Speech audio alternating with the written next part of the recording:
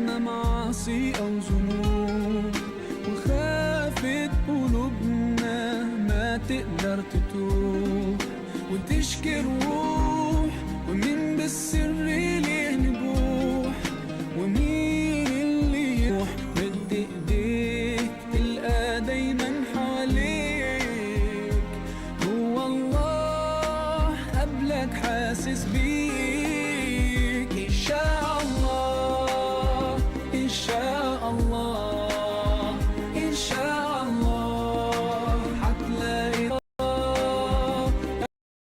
الله حتلاقي الطريق.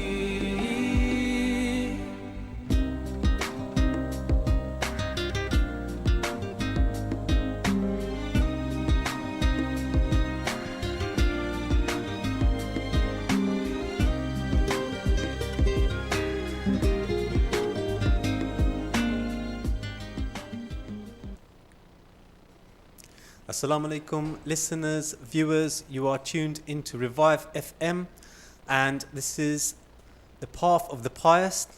This is your host, Brother Rafiq, and with me is Brother Mohammed Sarfraz. Big up for Mohammed Sarfraz. Assalamu alaikum. Wa alaikum salam, rahmatullah. How you doing, brother? Alhamdulillah, I'm fine. Yourself, brother? How you doing? You okay? Alhamdulillah, it's good to hear your voice, good to see you, and good to have you back on the studio.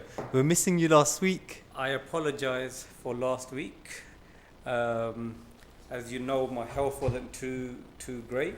So, but alhamdulillah, I'm better.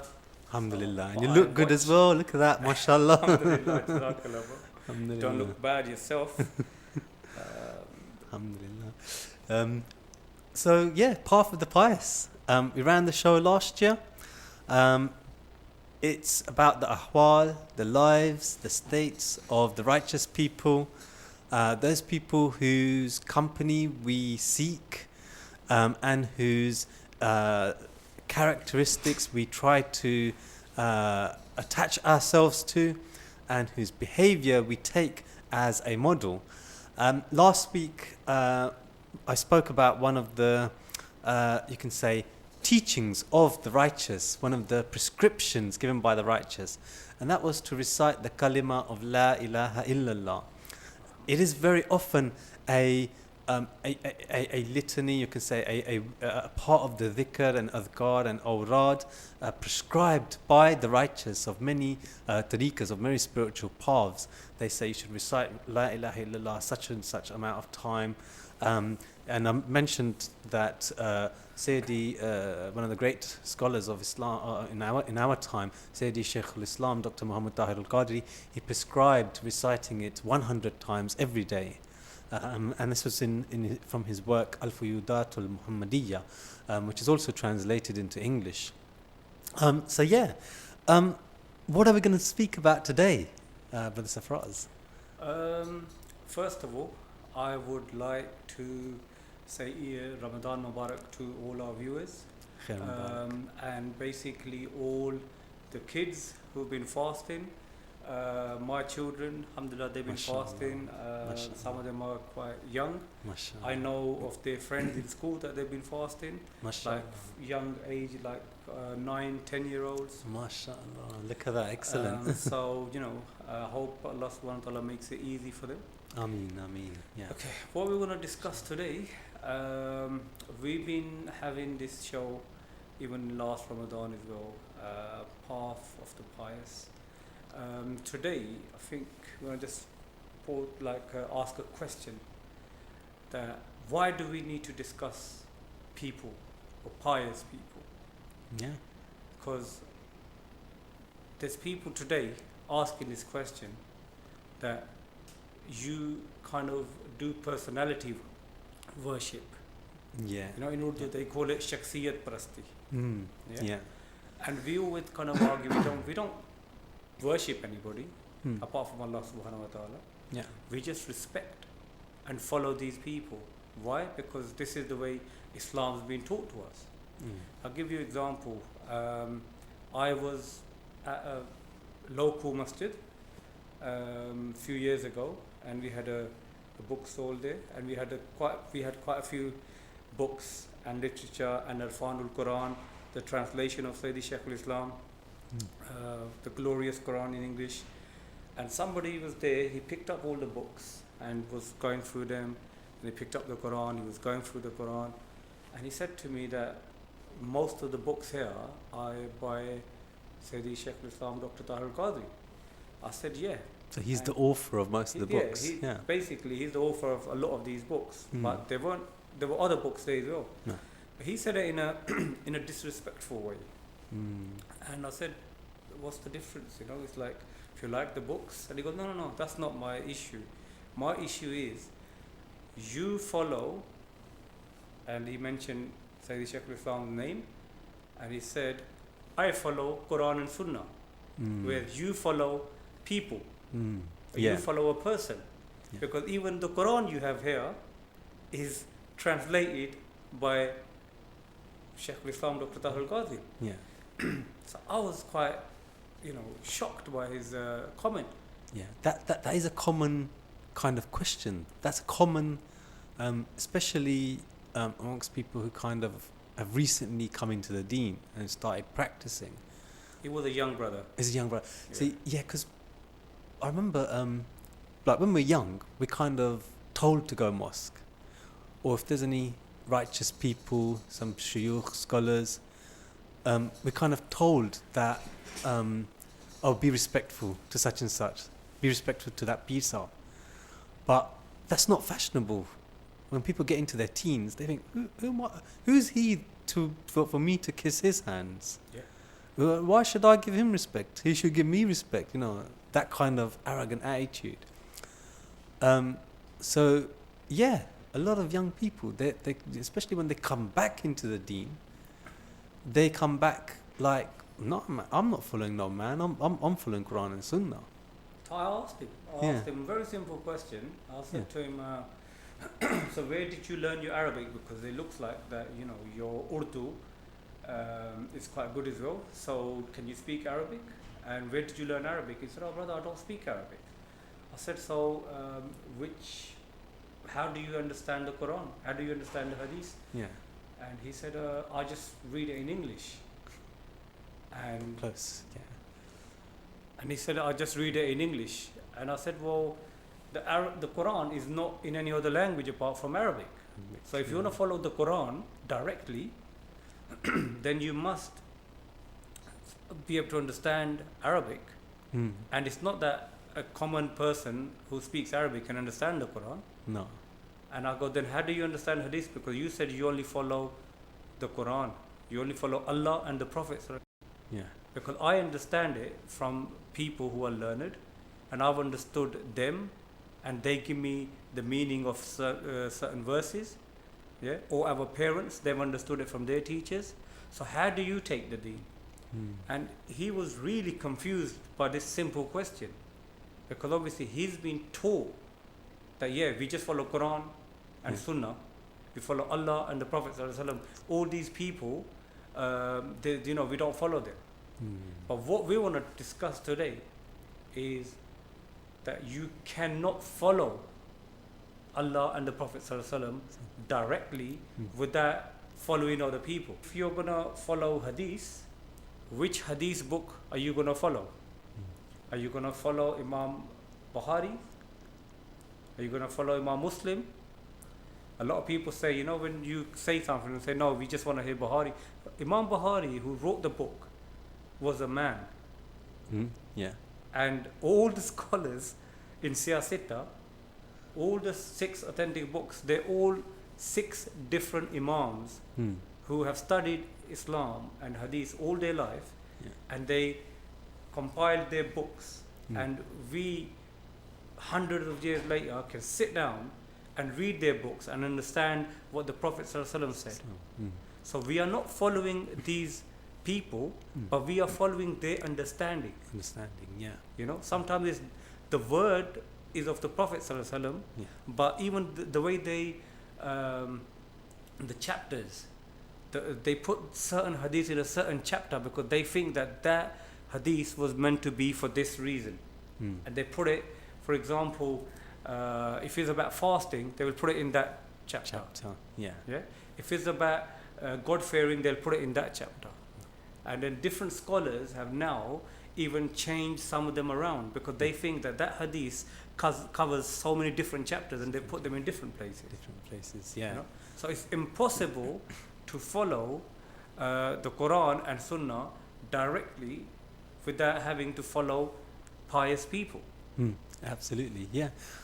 Yeah. And if even knowing Arabic, so say, for example, someone started learning Arabic, or they done a quick crash course in Arabic, that doesn't make them a scholar.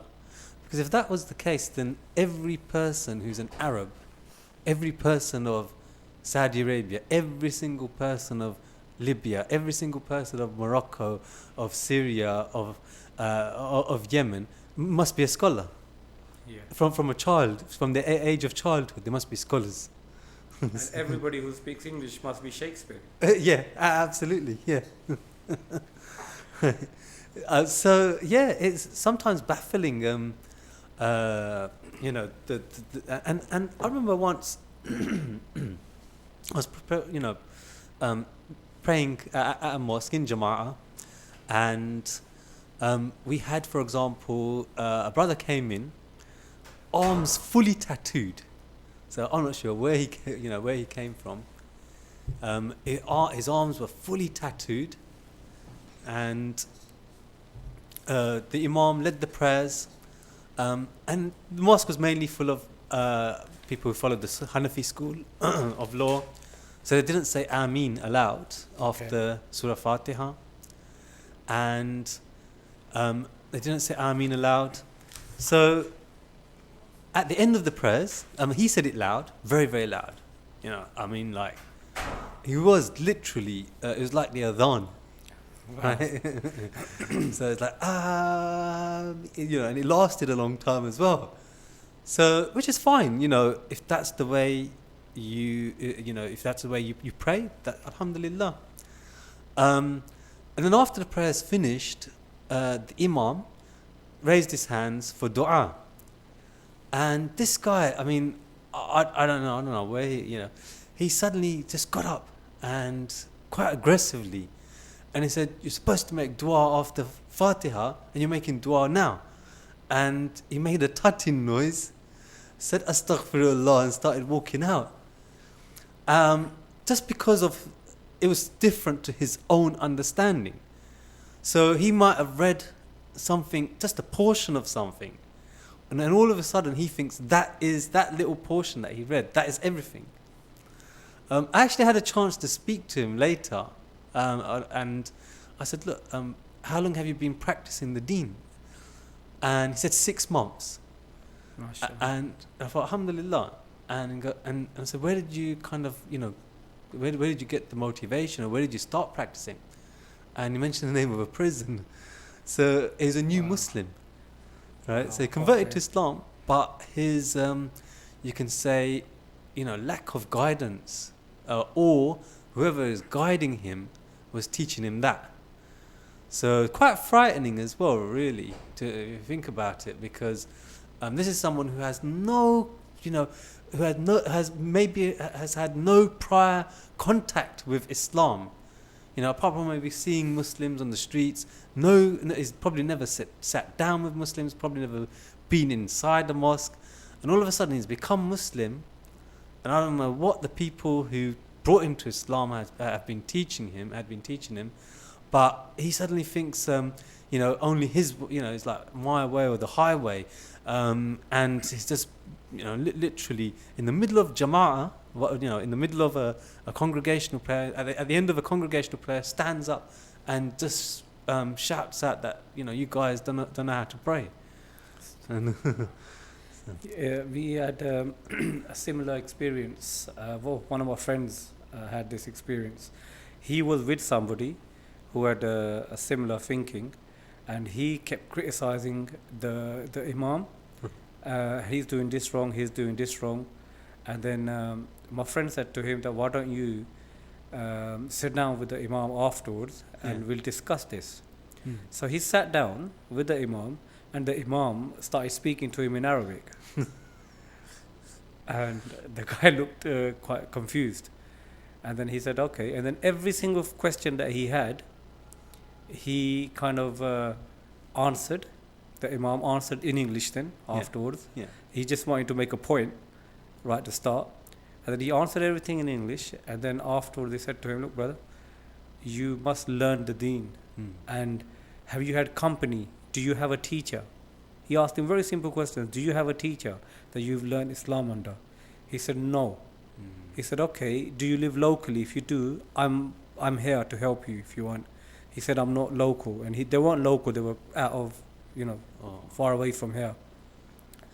And so I think the problem is that there's no system.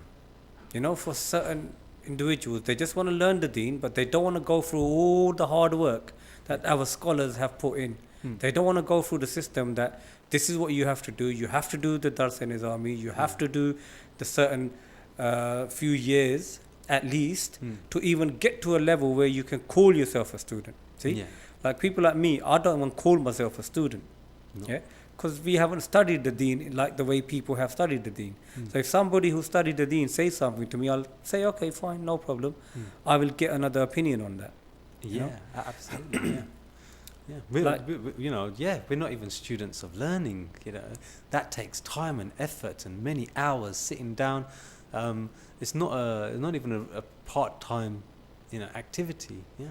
Oh yeah, of course. Like scholars, they spent all their life learning. Yeah. And even then, they say we're students of the deen. Absolutely. They don't even call themselves scholars. No, absolutely. Yeah. I just on the point of a process of and this is kind of going outside of broadening out a little bit. I guess that is a responsibility that is on the masajid, on the Muslim community. How do we deal with people who newly come into Islam, or even people who are born in Muslim families who for whatever reason drifted away from the deen, and then they've finally something's clicked and they want it to come back, but there's no one kind of out there to be a guide or to provide guidance to them and show them. I think that is a challenge in our society. Definitely, because even look at the way the children are taught in schools today as well. Everybody believes, in my rights, and I've got an opinion as well. Doesn't matter what it is. Yeah. Even young children, which is fine. Everyone has their opinion, but it doesn't mean that their opinion is correct. Yeah. Yeah. Like young children, when they want to believe in something, they'll strongly believe in it. And if you try to say to them, this is not like this, they say, yeah, but this is what I believe, and this is how it is. But the deen doesn't work like that. The deen has been, protected. Yeah. And has been protected by the scholars. So like you said, the responsibility is on the scholars themselves, and the responsibility also falls down on the Muslims, on every single individual. Yeah. Like all the parents, they're responsible for their children. Yeah. And sometimes if you look now these days, the way I live quite close to a park, and some of the things that I hear and see, I think I always wonder, where are the parents right now? Yeah. So obviously the responsibility is the parents as well. Are they bringing up their children the way they should be? Are they teaching them the deen? Are they teaching them to be a normal human being? Yeah. Are they teaching them respect? Like when we were kids, when we used to see some elders in school, outside school, and we used to think, they know our parents. So we used to become really good in front of them. Yeah. Straight away. Yeah. Just in case they might say something at home. Definitely. Now, this day and age, that doesn't happen. No. I've approached certain kids and said to them, look, it's like time to pray, and we're just going to the masjid. And I know their father really well. Yeah. And they looked at me in a way that, why don't you mind your own business type of thing. They didn't say that to me, but I could tell in their look. That's the vibe you get. That's the vibe I got from them. So the responsibility is on all of us. Yeah. But the basic, the most the people who are responsible are the parents. Parents, So are they keeping an eye on their children? Where are they taking their deen from? What company are they holding? yeah, Who are their friends? yeah, You know, I know most of my children's friends. yeah. I know them. MashaAllah. When I get a chance, I actually speak to them. Yeah, But some of the parents, they don't even know, like, what kind of friends do they have, yeah, you know? And our scholars should be more open to youth. yeah, They should start, giving more time to the youth. They should, build a relationship with them. yeah, Because, like, we are responsible for our children. The scholars are responsible for the local area. yeah, You know, Yeah. like Shaykh al-Islam yeah, is responsible for the whole of Deen in the whole world, but not all scholars are. For example, if somebody is a director, yeah, they should be responsible for whoever comes to that mosque and Yeah. their children. yeah, yeah, You know, if it's a mufti, it should cover a certain area. yeah. Absolutely, yeah, yeah. Responsibility, yeah, it lays on the shoulders, especially of those in authority, first and foremost. That's why they're in that position of authority. Just in terms of, especially in prisons, like in the past, there was a lot of literature that used to be distributed. There were certain organizations, they used certain phrases, certain words, and they used to distribute these leaflets or literature for free outside. Now, how do we get into places like, for example, like prisons? You know, is there anything that we can do to support promotion of the true message of Islam, to counter, for example, God forbid, if there's someone with extreme ideas and they see someone who is very new to the deen, who almost doesn't know anything, and who tries to poison them with extremist ideas. I mean, what we'll do, we'll go for a quick break and we'll come back with this question, inshallah. Sure. Listeners, viewers, you are tuned into Revive FM, and this is The Path of the Pious with myself, Brother Rafiq, and Brother Mohammed Sarfraz. We're going to go on a short break, but I need you to come back. You can freshen up quickly, and I need you to come back. We've got a discussion on why the righteous, why follow people? Who are people? Why don't we just follow the Quran and the Prophet ﷺ directly, Allah and the Prophet ﷺ directly? So yeah, and if you want to call in, the number is 0333 444 0940. That's 0333 444 0940. Speak to you soon, inshallah. Assalamu alaikum.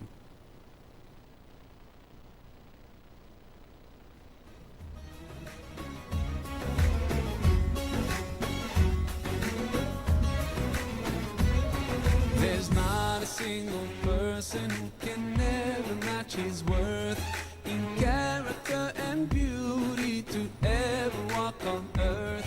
I envy every rock and tree and every grain of sand that embraced his noble feet or that kissed his blessed hands. Ya Rasulullah, Ya Habib Allah, grant us the chance to be with him. We pray to you, Allah.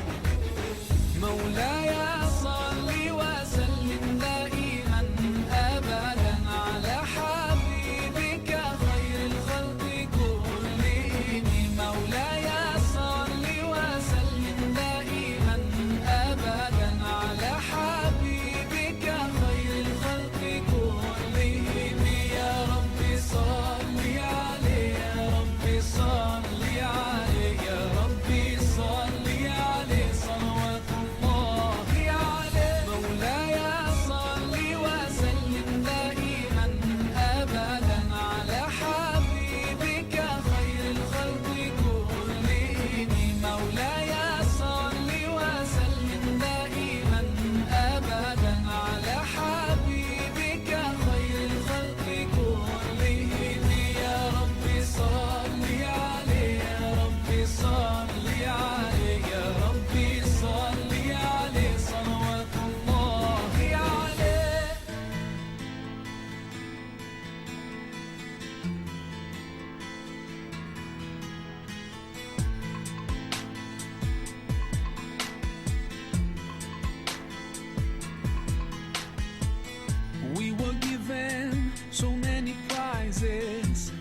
changed the desert into oasis. We built buildings of different lengths and sizes, and we felt so very satisfied.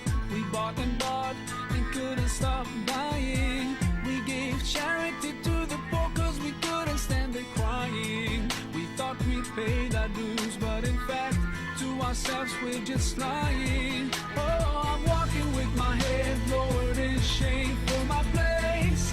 I'm walking with my head lowered for my race. Yes, it's easy to blame everything on the West, when in fact our focus should be on ourselves. I'm walking with my head lowered in shame for my place.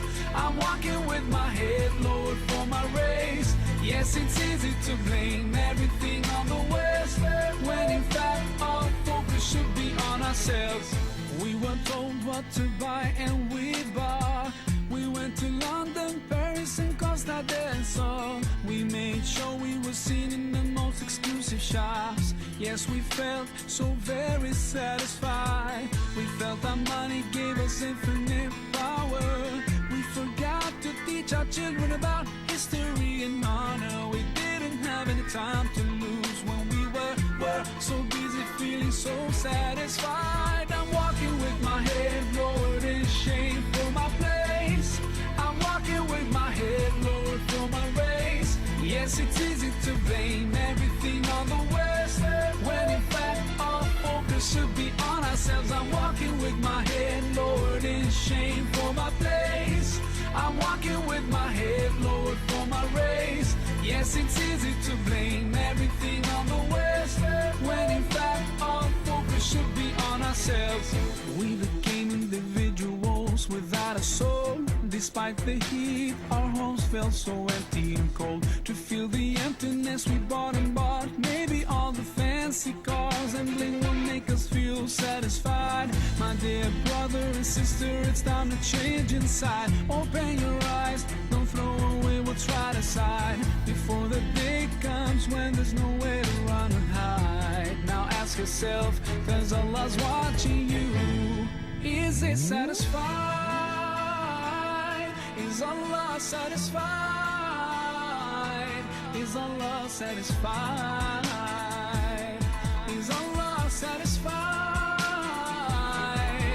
Oh, I'm walking with my head lowered in shame for my place. I'm walking with my head lowered for my race. Yes, it's easy to blame everything on the West, when in fact our focus should be on ourselves. I'm walking with my head lowered in shame for my place. I'm walking with my head lowered for my race. Yes, it's easy to blame everything on the West, when in fact our focus should be on ourselves.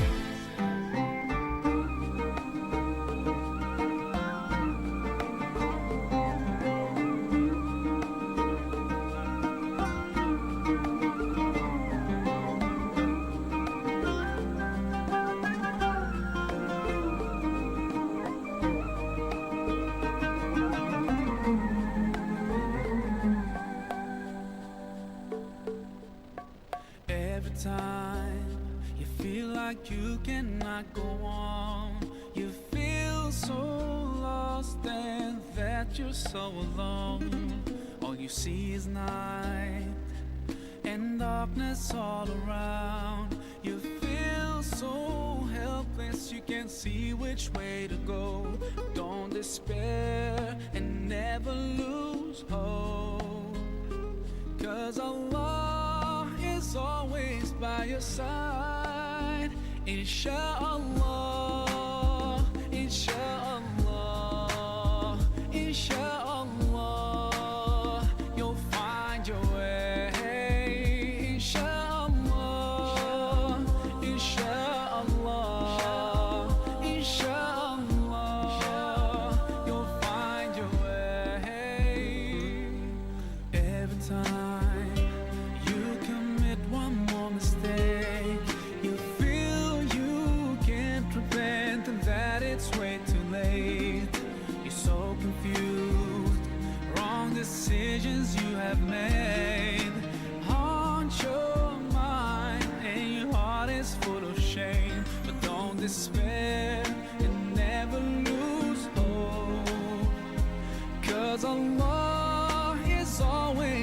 your side. Inshallah, inshallah, inshallah, you'll find your way. Inshallah, inshallah, inshallah, you'll find your way.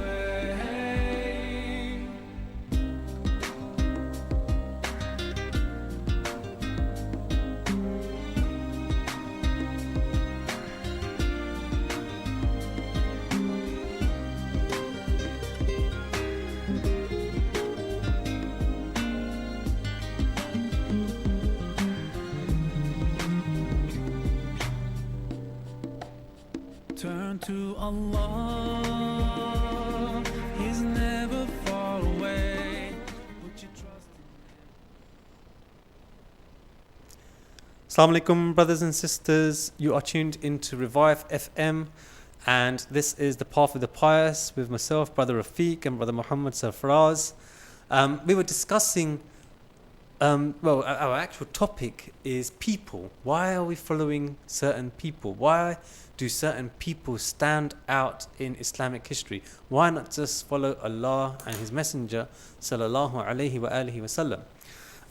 And whilst we're discussing, we mentioned that very often in society you find, especially young people who come into the deen or who are converts, new Muslims, and who have almost no recourse to mainstream Islam, you can say.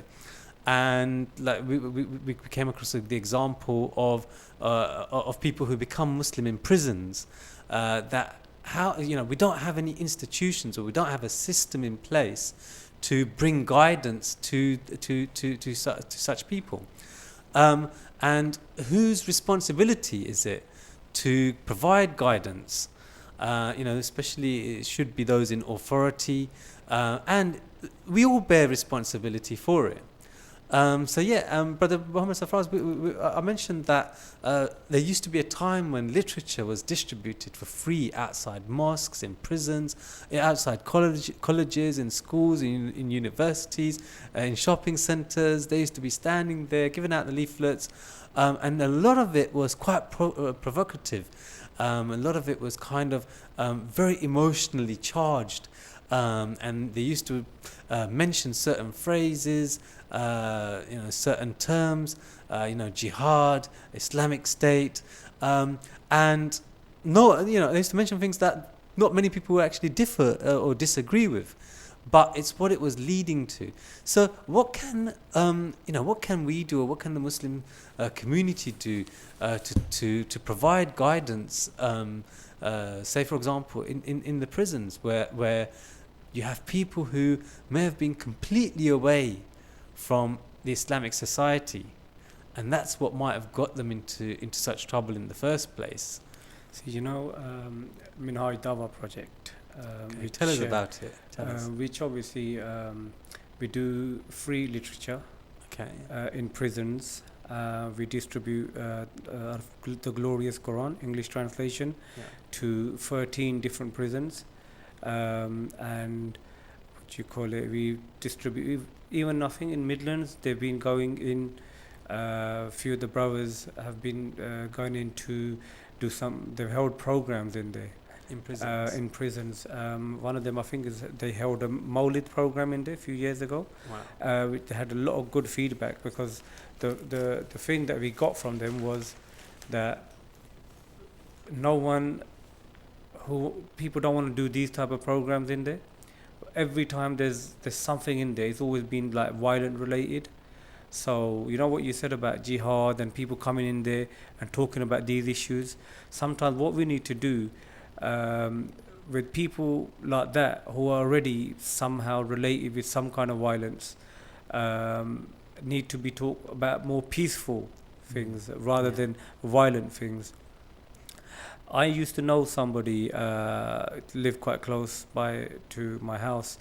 Their father was in prison, and she turned around and said to me one day that my dad is a very violent person. And she goes, I'm really surprised that he's been in prison now for about 4 or 5 years, and he's accepted Islam all of a sudden. Wow. And I just looked at her and I was like, she goes, I'm happy for him as well, because I know most Muslims I know are very peaceful people. So my father, hopefully he'll turn quite peaceful. And I didn't want to say nothing to her, but then I thought, if she's saying that my father's really violent, quite aggressive person, and he's accepting Islam, I've got a bit worried that I don't know who's approached him inside. Yeah. Because a lot of people accept Islam because, you know, Muslims get a lot of free time inside. You know, they get to pray Jummah prayers, and they have some socializing because of Islam. Yeah. So they want to take opportunity, you know, whichever is available to them. Yeah. But anyway, going back to literature, is we have to provide free literature to our youth. Like when we were in colleges, like you said, there used to be literature available all the time, and unfortunately we used to get hold of it ourselves. Yeah, absolutely. And some of them, they were promoting a lot of violence. Yeah.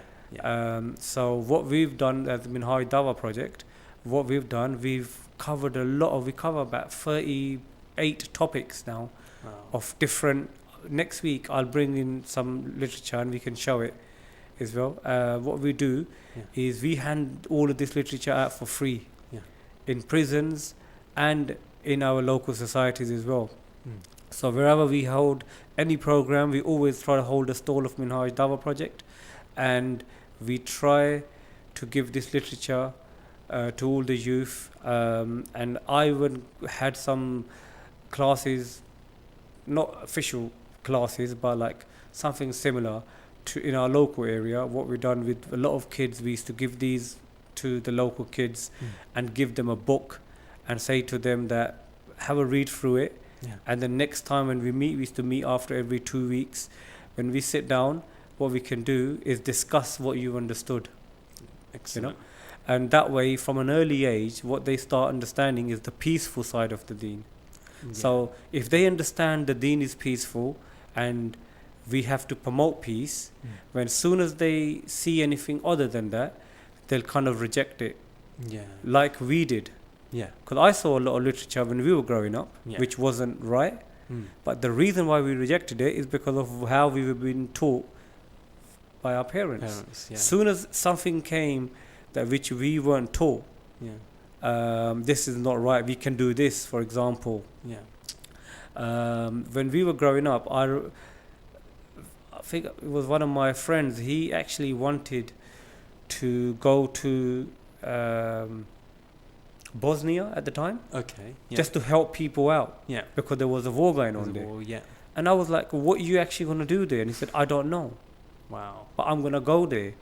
And he wasn't very peaceful type of person, you know.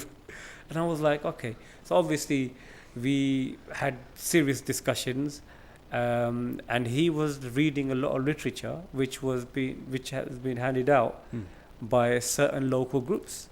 Some of them are actually banned now in this country. They've been stopped. But so there is work to do, and there are some people trying to do it, but all of its responsibility, it comes down to all of us. Absolutely. You mentioned Minhaj Dawah project.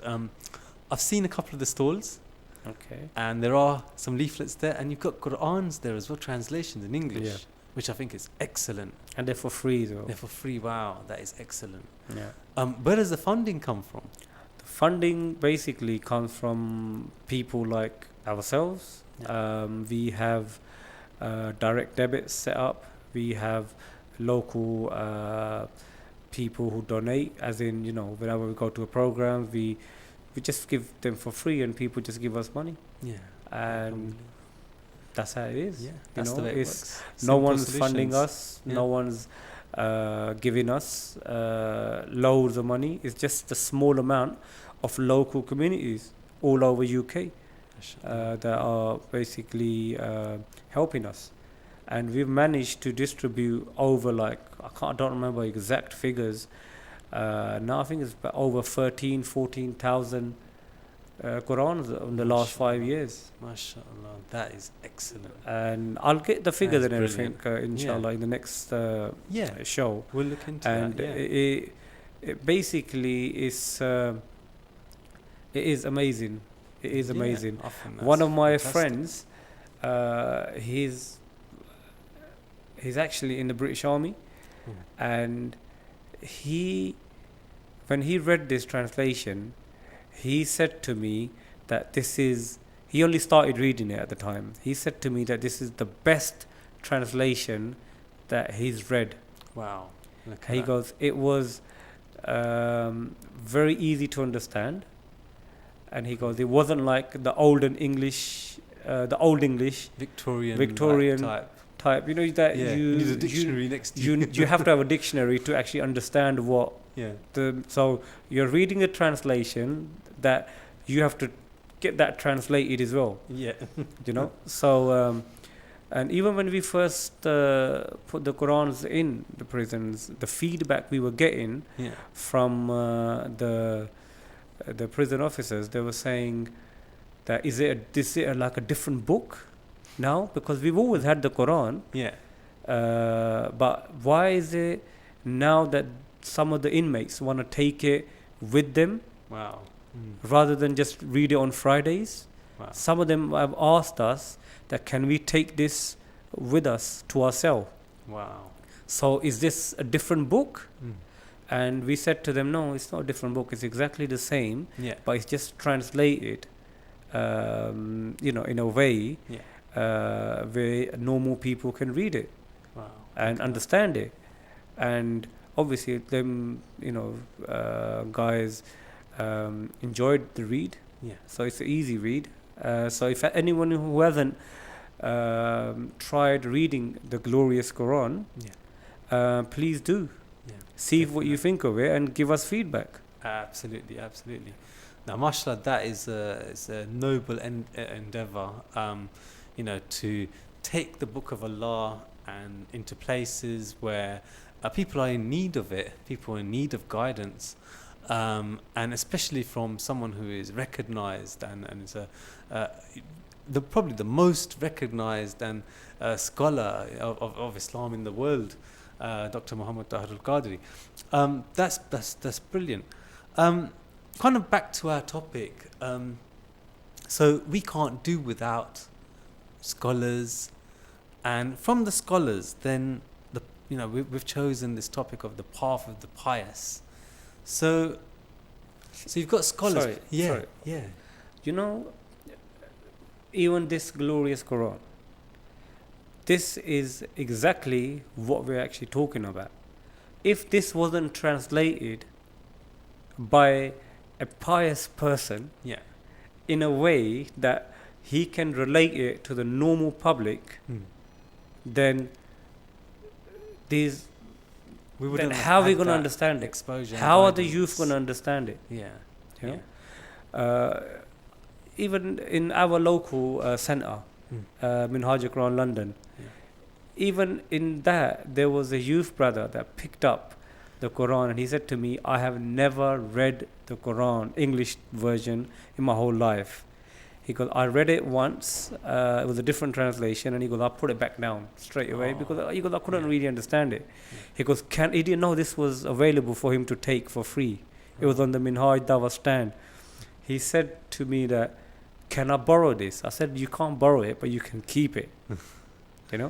And alhamdulillah. So our topic, the pious people, this is the work that they do. The pious people, they're the ones that translate the deen for us to understand.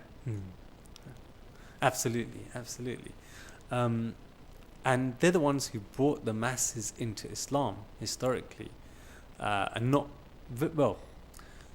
the typical kind of preachers that we know of. You get these guys who are into debating with other people of other religions, and when debates are required, they're done, but they make like that's their, you can say, I don't want to say it's their business, but that's basically their work. It's just solely focused on interfaith dialogues and debates, and answering people and counter replies and like Hyde Park Corner, right? But sometimes it's necessary. Sometimes it's necessary. Sometimes it is You know? necessary. As long as it's done with love, Yeah. peace, as long as you don't show disrespect to other religions, Yeah. you know, because I've seen some guys there, I'm not going to mention their names, we've grown up together and we've spent loads of time, and I see them in Hyde Park Corner debating now, which is, they were always in that field.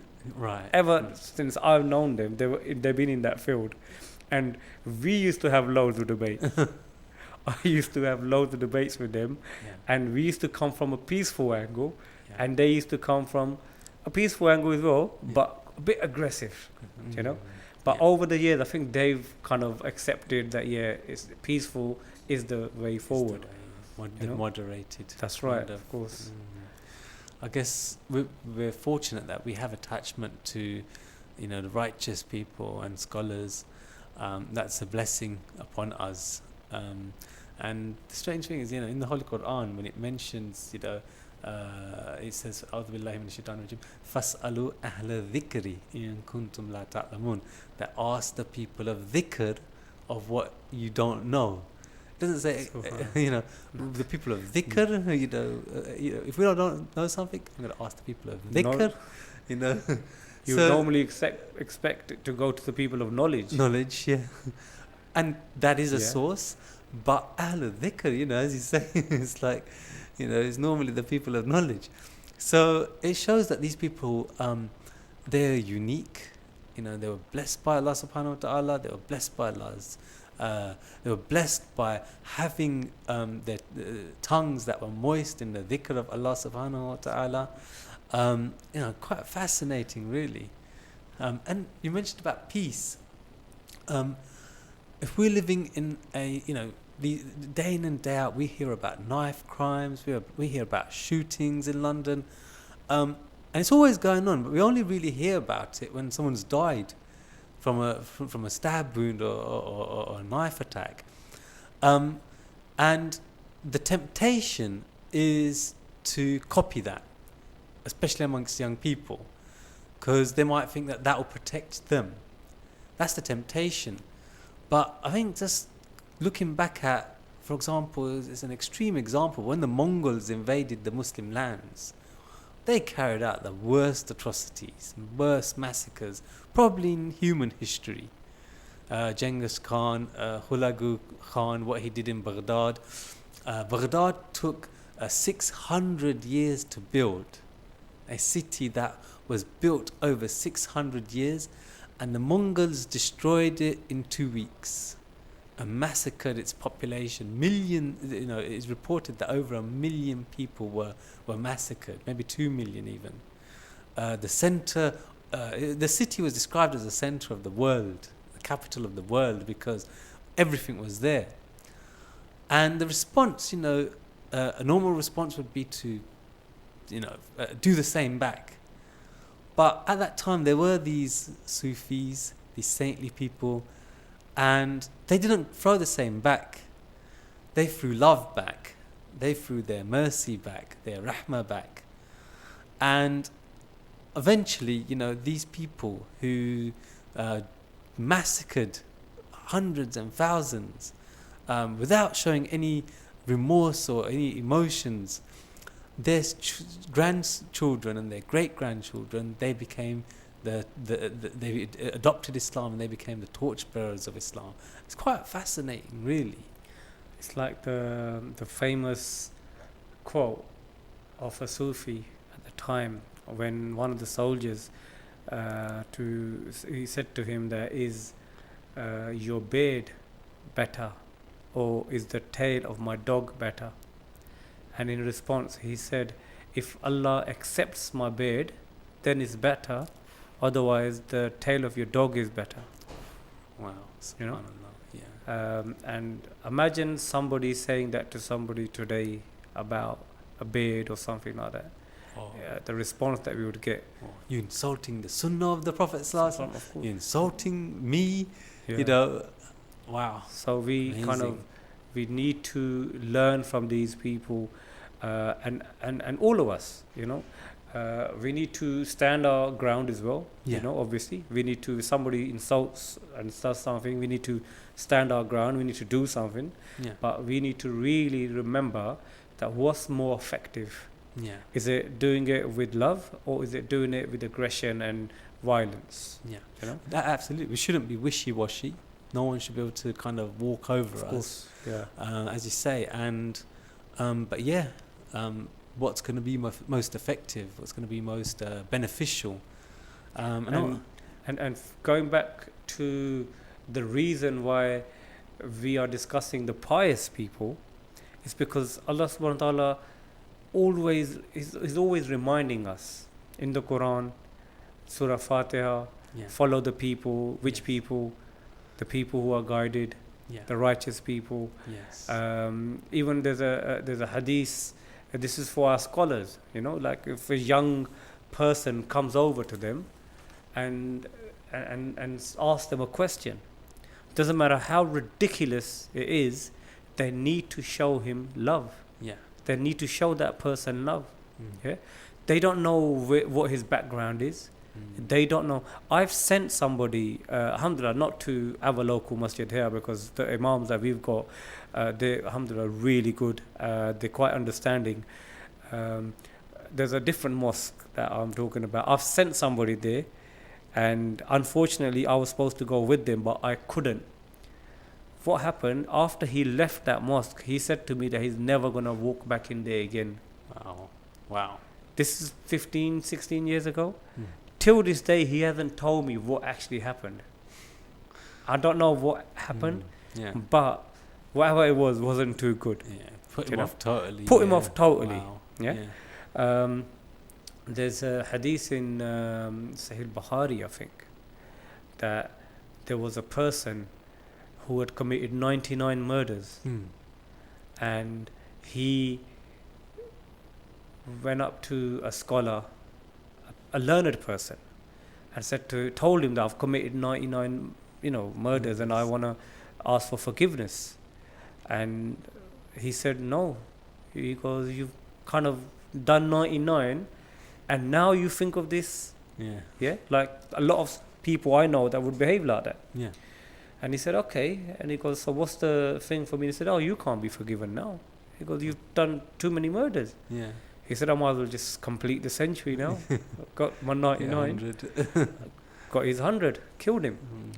After a little while, same thing happened again. He actually wanted to do tawbah, because obviously the rule comes from Allah subhanahu wa ta'ala, isn't it? Mm. So the rule sometimes does kind of want to go back. Mm. So when you have that feeling inside, you need to have the right people around you to guide you. Mm. So this person now, when he wanted to do tawbah again, so he was informed about a person who was amongst what we call the pious people. Mm.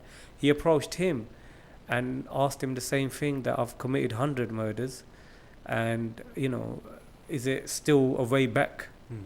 for me, because I want to ask Allah subhanahu wa ta'ala for forgiveness, Mm. and can I be forgiven? And the person said, your sins are big, but the rahmah, the blessing of Allah subhanahu wa ta'ala is way bigger. Mm. Of course you can be forgiven. Just do tawbah with a sincere heart. And what happened, he said to him that you need to travel to this place, Village. Yeah. to this village, and that village is known to have pious people there. Wow. So once you're at that village, then what you can do is do tawbah with a sincere heart, and Allah will forgive you. Mm. Once he started making that journey, he passed away. Mm. Allah subhanahu wa ta'ala sent angels down. Both angels came. Angels of rahmah, because he was on the path of traveling towards the pious people, Mm. and the angels of punishment. Mm. They also came down. He said, look, what he's been doing all his life. So they had a discussion and they couldn't agree. So they went back to Allah subhanahu wa ta'ala. Obviously I'm paraphrasing, it's not going into the wordings or anything like that. And Allah subhanahu wa ta'ala said, look, measure the distance. If he's closer to the village where the pious people live, Mm. then take him to Jannah. If he's not, then take him for punishment. So what happened? Allah subhanahu wa ta'ala didn't move his body. What happened was the ground, the distance shrinked. Wow. Yeah, it shrank and it was closer To the righteous. to the righteous people. Now, the lesson here for us is having sohbah of pious people, being close to pious people. Even if you've committed 100 murders, Yeah. somebody, just by traveling towards pious people, he can be forgiven. And imagine if you start spending time in the company of pious people, imagine what would happen to your sins then. I'm sure Allah would forgive you then. Absolutely. You know, so this is one of the best ways to ask for forgiveness, which is in Sahih hadith, that spending time with the pious people. This is the reason why we have to understand, and the youth today have to understand, that you cannot just go to anybody and understand the deen. You can't just go to anybody to pick up the deen and say, yep, I've learned this hadith, I've learned that. I've done that in the past when I was growing up. I've been to people who were, I don't think they were very learned. Unfortunately, they were the only people available at the time to me. Yeah. So I went and learned certain things from them, and only afterwards I realized that wasn't the best way to do it. Yeah. So the lesson for the younger people especially, and the elders, it's never too late. Even some people who are old, not old, but they're like past a certain age, what we call a learning age. Yeah. There's no learning age. You learn until you pass away. Yeah. Cradle to the grave. Yeah. Of course. So basically, we need to understand, we need to find these people who are the blessed people of Allah subhanahu wa ta'ala, and we need to take the deen from them. Yeah.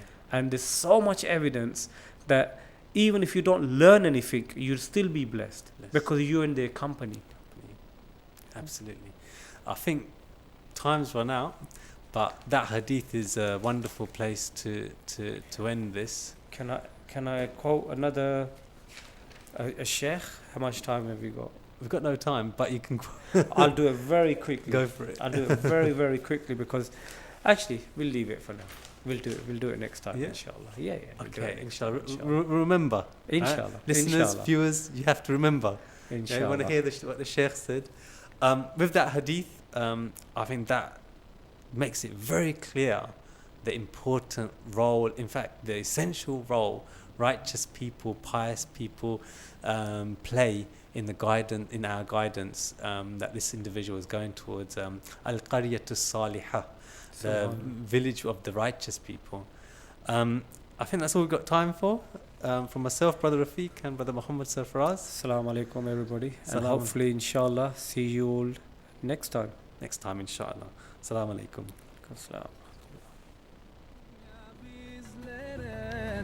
Selam sana ey kutlu yar. With submission, faith and patience, you conveyed the noble message, brought us light through your guidance. Peace be upon you, my beloved. Ya Habibi, Ya Muhammad, Ya Nabi, Salam.